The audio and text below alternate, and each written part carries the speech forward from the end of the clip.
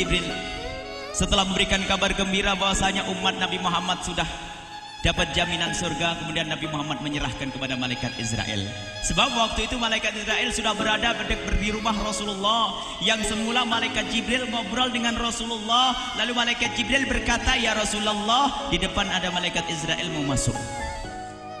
Kata Rasulullah, "Boleh masuk, silakan." Kemudian malaikat Israel mengucapkan salam, dan setelah mengucapkan salam, malaikat Israel menawarkan, "Ya Rasulullah, aku disuruh oleh Allah untuk mencabut nyawamu atau membiarkan engkau." Dalam riwayat, aku disuruh oleh Allah untuk memberikan pilihan kepadamu, al-baqa fid dunya, tetap di dunia, atau ar-rafiqal a'la, atau dengan Allah. Nabi Muhammad menjawab, ar-rafiqal a'la, dengan Allah. Kemudian setelah itu Nabi Muhammad berdoa agar umatnya selamat. Setelah ada jaminan umatnya selamat, malaikat Israel, "Sudahlah, cabut nyawaku kalau memang sudah waktuku." Mulailah Nabi Muhammad dicabut nyawa beliau oleh malaikat Israel. Dan di saat Nabi Muhammad mulai dicabut nyawa beliau oleh malaikat Israel, Nabi Muhammad mengatakan, mahadha, apa ini wahai Israel? Malaikat Israel kemudian menjawab, "Ya Rasulullah, itu adalah sakaratul maut, itu adalah sakitnya di dalam kematian." Kemudian Nabi Muhammad mengangkat tangannya sambil berucap, "La ilaha illallah, inna lil mauti la sakarat." Tidak ada Tuhan selain Allah, sungguh di dalam kematian ada sakitnya, sakit kematian, yaitu sakaratul maut. Kemudian Nabi Muhammad memohon, "Ya Allah, Allahumma khafif alayya sakaratul maut." Ya Allah, ringankan sakaratul mautku ini, ya Allah. Dijawab oleh malaikat Israel, "Ya Rasulullah, itu sudah aku ringankan 70 kali." Nabi Muhammad menoleh, "Apa malaikat Israel? Sudah kau ringankan 70 kali keringanan?" "Iya ya Rasulullah, sungguh aku tidak pernah mencabut seorang hamba lebih lembut dari cara mencabut nyawamu. Ini sudah aku ringankan 70 kali. Setelah itu justru Nabi Muhammad menangis, "Israel, 70 kali rasanya masih sakit." "Iya ya Rasulullah, memang itu sakaratul maut." "Lalu bagaimana engkau mencabut umatku, wahai Israel?" Allah, yang diingat siapa? Umat. Kalau engkau mencabutku dengan ringan seperti ini masih sakit, bagaimana engkau mencabut umatku, ya Israel? Dijawab oleh malaikat Israel, "Umatmu manusia biasa, ya aku cabut." "Ya Rasulullah, begitu saja." "Ya sudah, begitu habis." Nabi Muhammad menangis. Tiba-tiba Nabi Muhammad mengangkat tangan dan memohon kepada Allah, "Allah, Allah, inna lil mauti la sakarat, la ilaha illallah, inna lil mauti la sakarat." Sungguh di dalam kematian ada sakaratul maut. Allahumma khaffif ala ummati sakarat maut. Ya Allah, ringankan dari umatku sakaratul maut. Wa thaqqil alayya, dan bebankan kepadaku. Sampai tidak sadar doanya Nabi Muhammad seperti itu. Thaqqil alayya itu doa cinta. Seorang ibu yang pernah punya anak, tuh lihat kalau doa Rasulullah ini masih dilakukan. Bagaimana Rasulullah bisa doa begitu? Itu bahasa cinta yang tidak bisa diterjemahkan dengan oleh akal. Seorang ibu kadang-kadang, ibu yang di belakang nih, ibu mau dikasih sakit oleh Allah? Mau, Bu? Ibu jauh sekali. Ibu mau dikasih sakit? Jawabnya tidak mau. Tapi suatu ketika seorang ibu melihat anaknya sakit, ngomong, "Sudahlah nak, jangan kamu yang sakit, biar ibu yang sakit." Ada atau tidak? Kenapa ngomong begitu? Itu bahasa cinta itu. Tidak rela kalau anak ini sakit, biar aku saja yang sakit. Itu yang dirasakan Rasulullah. Sakaratul maut begitu sakitnya, membayangkan betapa sakitnya umat Nabi Muhammad di saat dicabut nyawa beliau. Maka Rasulullah mengatakan, "Ya Allah, ringankan sakaratul maut dari umatku, bebankan kepadaku saja ya Allah. Wala sawfa yu'tika fatarda." Permintaan Nabi Muhammad tidak ditolak oleh Allah, dikabul dan dikabul, wahai Muhammad. Sallu ala Nabi Muhammad. Dan benar, sakaratul maut kita ditahan oleh Rasulullah, ditanggung oleh Rasulullah, sehingga digambarkan oleh Imam Bukhari di saat Nabi Muhammad dicabut nyawa beliau, Siti Aisyah yang ada di situ. Rasulullah berada di pangkuan Siti Aisyah, yang saat itu Siti Aisyah melihat keringat dingin keluar dari kening Rasulullah. Siti Aisyah tidak pernah melihat keringat keluar seperti itu. Bahkan di saat dipegang kepala Rasulullah, panasnya melebihi dari panasnya orang biasa. Setiap kali ada kain dicelupkan di air, ditempelkan di kening kening Rasulullah langsung mengering. Saat itu Nabi Muhammad mengucapkan kalimat la ilaha illallah innal lil mauti lasakarat. Kemudian Nabi Muhammad berpesan dengan banyak pesan, dan di antara pesan Rasulullah adalah akri minni ala ummati salam, akri minni salam ala ummati wa ala man ittaba'ani wa ala man tabi'ani min ila yaumil qiyamati. Aku titip salam kepada umatku dan orang yang mengikutiku sampai hari kiamat. Sadari salam Rasulullah. Sebelum meninggal masih ingat titip salam. Salam kepada siapa? Bukan salam kepada siapa-siapa, tapi salam kepada kita. Maka mari kita mengucapkan salam kepada Rasulullah, karena Rasulullah sudah salam duluan kepada kita. Mari kita sejenak bersalam kepada Rasulullah dan hadirkan Rasulullah ada di mata kita dan di hati kita. Mari kita bersama-sama mengucapkan salam. Assalamualaikum ya Rasulullah. Assalamualaikum ya Rasulullah. Assalamualaikum ya Habiballah. Assalamualaikum ya Nabi Allah. Rasulullah mengucapkan salam untuk kita.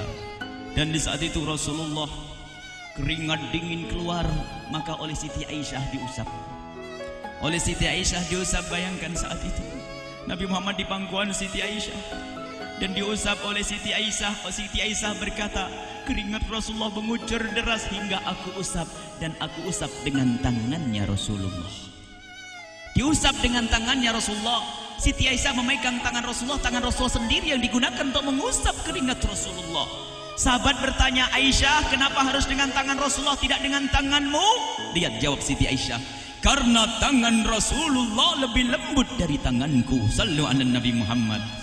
Masih sempat nyanjung itu sahabat Nabi. Dalam keadaan begitu masih menyadari kelembutan tangan Rasulullah, jasad Rasulullah, kemuliaan Rasulullah sallallahu alaihi wasallam.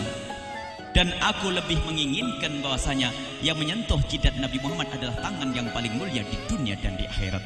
Siti Aisyah enggak berani menyentuhkan.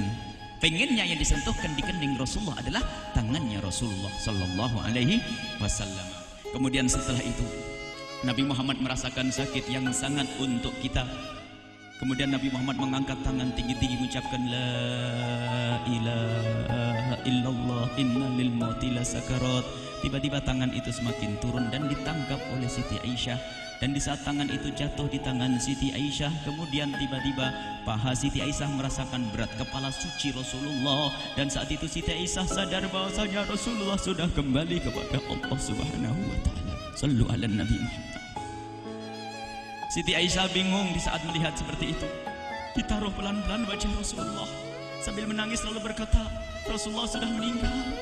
Para sahabat Nabi pada bingung. Sayyidina Ali tiba-tiba terduduk, nggak bisa berdiri. Sayyidina Uthman nggak bisa ngomong. Ada orang, Sayyidina Zaid berkata, aku baru melihat Rasulullah. Setelah ini aku tidak mau melihat lagi selain Rasulullah. Ya Allah, butakan mataku. Aku tidak ingin aku kotori mataku dengan selain Rasulullah. Dan dibutakan oleh Allah. Bermacam-macam kejadian saat itu. Madinah heboh, luar biasa dengan meninggalnya Rasulullah sallallahu alaihi wasallam. Dan sungguh meninggalnya Nabi Muhammad adalah menghidupkan hati yang mati kalau orang faham. Tiba-tiba Sayyidina Abu Bakar datang. Setelah Sayyidina Umar mengatakan, siapa yang mengatakan Muhammad meninggal akan aku penggal lehernya. Jangan seperti orang-orang Nabi Muhammad sekarang lagi pergi seperti waktu Musa pergi kepada Tuhannya, kepada Allah, nanti akan kembali kepada kita. Muhammad belum meninggal. Ini adalah karena kecintaan Sayyidina Umar bin Khattab, tidak ingin Nabi Muhammad pergi. Tiba-tiba datang Sayyidina Abu Bakar As-Siddiq lalu masuk ke kamarnya Rasulullah, lalu masuk kepada Rasulullah, kemudian mengecup kening Rasulullah. Dan Sayyidina Abu Bakar berkata, ya Rasulullah, tibta hayyan wa mayyita. Ya Rasulullah, engkau tetap harum dalam keadaan hidup dan harum setelah meninggal dunia. Sallu ala Nabi Muhammad. Hingga sampai setelah hari besoknya meninggal Rasulullah, Senin sore, Selasa malam, Rabu dikubur Rasulullah sallallahu alaihi wasallam. Setelah dikubur, Sayyidat Fatimah bertanya kepada Sayyidina Abdullah ibn Abbas, Sayyidina Anas, wahai Anas, hai Anas, sambil menangis Sayyidat Fatimah Zahra, hai Anas, bagaimana engkau tega? Atabat anfusukum antahtu ra'sa Rasulillah. Apakah engkau rela menaburkan debu di atas kepala Rasulullah? Sayyidina Anas menangis kaget, ya wahai binta Rasulullah, kalau kami tidak dilupakan oleh Allah, niscaya tidak ada yang bisa mengubur Rasulullah. Jadi saat itu dilupakan oleh Allah, sehingga mereka tidak menyadari melakukan itu semua. Kalau mereka sadar, tidak akan bisa mengubur Rasulullah sallallahu alaihi wasallam. Ini yang diungkapkan oleh Sayyidina Anas, kalau seandainya kami tidak dilupakan oleh Allah, niscaya kami tidak akan mampu mengubur Rasulullah sallallahu alaihi wasallam. Kami yang hadir di sini, ya Allah, ingin senantiasa hadir di hati kami kekasih-Mu Nabi Muhammad. Maka kami mohon, ya Allah, jadikan kekasih-Mu Nabi Muhammad yang akan, ya Allah, yang akan mendampingi kami kelak saat Kau cabut nyawa kami, seperti yang dikabarkan oleh Engkau, seperti yang Kau kabarkan, yang Kau wahyukan kepada kekasih-Mu Nabi Muhammad. Wa absyiru bil jannati, semua hamba yang beriman akan menyaksikan surga, ya di saat dicabut nyawa mereka, dan surga, di tempat surga itu yang paling mulia adalah Nabi Muhammad. Maka kami mohon, ya Allah, saat Kau cabut nyawa kami, ya Allah, hadirkan Nabi Muhammad di hati kami, ya Allah. Dan kami mohon, ya Allah, saat di alam barzah nanti, ya Allah, saat yang sangat mengerikan itu, ya Allah, kami mohon hadirkan kekasih-Mu Nabi Muhammad, sehingga kami tidak takut dan gentar lagi dengan malaikat mungkar nakir. Dan ya Allah, kami mohon di saat di padang mahsyar nanti, ya Allah, hadirkan kekasih-Mu Nabi Muhammad. Jadikanlah kekasih-Mu Nabi Muhammad yang akan menemani kami dan akan membonceng kami, membawa kami ke telaga Kausar. Lalu kami diberi air minum dari air telaga Kausar hingga kami tidak akan haus selama-lamanya. Ya Allah, jadikan kekasih-Mu Nabi Muhammad yang akan menemani kami di saat kami menyeberang Siratal Mustaqim hingga kami tidak akan terjerumus ke neraka jahanam.